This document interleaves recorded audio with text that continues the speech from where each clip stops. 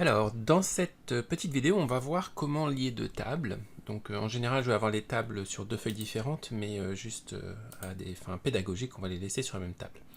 J'ai ici une table avec numéro de société, société, nom du contact. Je vais mettre sous forme de tableau, qui est une bonne pratique, comme ceci. Je valide par entrée. Puis, la même chose ici, je mets sous forme aussi de tableau, comme ceci, et je valide par entrée.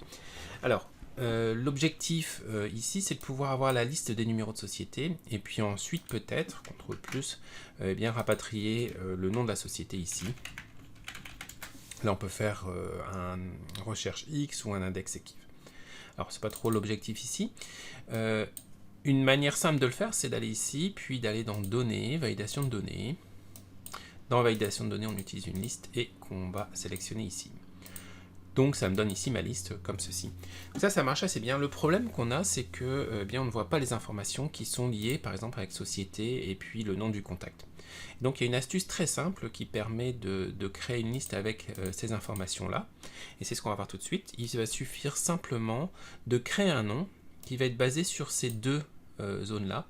Et ensuite, ou plus exactement, de créer un nom sur le numéro de société, d'associer le nom à la liste, et ensuite de changer le nom pour faire référence à numéro de société et société.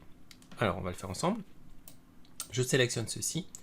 Je peux me mettre ici directement. Je vais l'appeler liste numéro société, comme ceci. J'appuie sur Entrée. Maintenant je vais ici, je vais aller dans Validation des données. Touche F3 qui va permettre de coller un nom. Égale liste nom société. Vous pouvez le taper directement ou faire un copier-coller si vous l'aviez copier de l'autre côté. Donc ça marche très bien, parfait. Maintenant, je vais revenir ici, gestionnaire de nom, je change numéro de société pour sélectionner les trois qu'on a ici, je valide, je ferme, et là, magique, on a un Google, 2 Microsoft, Jean, 3 Facebook, etc. Donc ça, c'est pas mal du tout, et ça peut être très utile. Alors, le problème qu'on a ici, c'est que, eh bien, on doit quand même choisir dans toute une liste. Et donc, c'est un petit peu lent. Donc, ce serait bien d'avoir Google et Pierre qui soient ensemble. Je vais donner une première solution ici. CTRL+. Je vais l'appeler, donc ça, c'est une colonne intermédiaire, en fait, qui va être société et nom. Par exemple. Et je vais faire quelque chose comme ceci. Je vais laisser quelques espaces. Alt 0,62 et ceci et ceci. Je valide par entrée. Automatiquement, c'est recopié vers le bas. Voilà.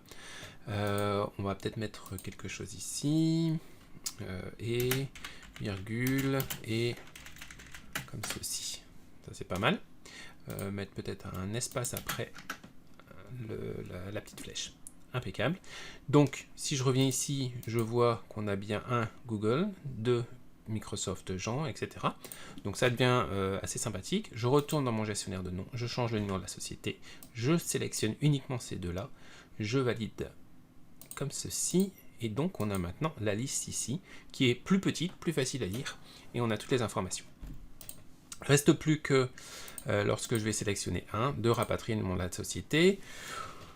Ma préférence, c'est index équiv, donc ma colonne de résultats, ça va être celle-ci, ma valeur cherchée, ça va être celle-ci, ma colonne de recherche, ça va être celle-ci, je valide par entrée, j'ai les informations, et on va gérer l'erreur, si erreur, dans ce cas-là, point virgule, erreur, virgule, merci de sélectionner un numéro de société existant. Voilà. Et donc on a toutes les informations. Je vais supprimer ça pour qu'on voit clair. Impeccable. Donc maintenant, lorsque je vais sélectionner une société ici, eh bien je vais voir apparaître. Si je me trompe et que je sélectionne le nom de la société comme ceci, j'ai un problème. Donc je suis obligé de sélectionner le numéro qui correspond. Voilà, donc c'est une petite astuce, j'espère que ça vous aidera pour créer vos liens. Ça permet de rajouter un niveau de sécurité supplémentaire lorsque vous allez lier deux tables l'une avec l'autre, et aussi et surtout de faciliter la saisie. Le gros avantage aussi, c'est qu'on n'utilise pas du VB1. Donc je vous remercie pour votre attention, à très bientôt, au revoir.